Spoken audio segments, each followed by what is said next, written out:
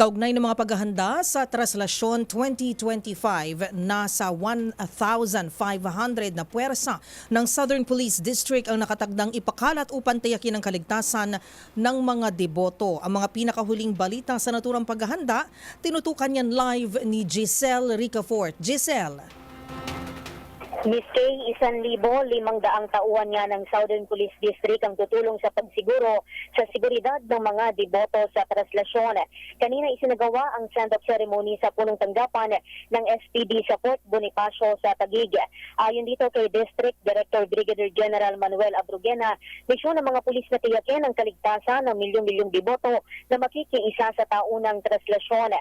Mamayang alas 4 ng hapon, pupunta na sa Maynila ang mga ide-deploy na SPD personnel na tatagal naman yung duty hanggang sa January 10 o hanggang matapos ang aktibidad ng Nazareno 2025.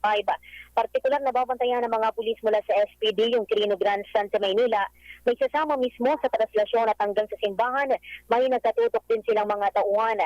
Samantala, sinabi naman ng National Capital Region Police Office na epektibo na bukas ng alas 7 ng umaga ang liquor ban sa 500-meter radius sa bisinidad ng Quirino Grandstand at sa simbahan ng Quiapo hanggang alas 7 ng umaga sa January 10. Iiral na rin yung gun ban sa buong Maynila mula alas 12:01 ng hating gabi ng January 8 hanggang alas 12:01 ng January 11. Para sa NBC TV Network News, ito si Giselle Ricafort para sa DZRH, una sa Pilipinas, una sa Pilipino.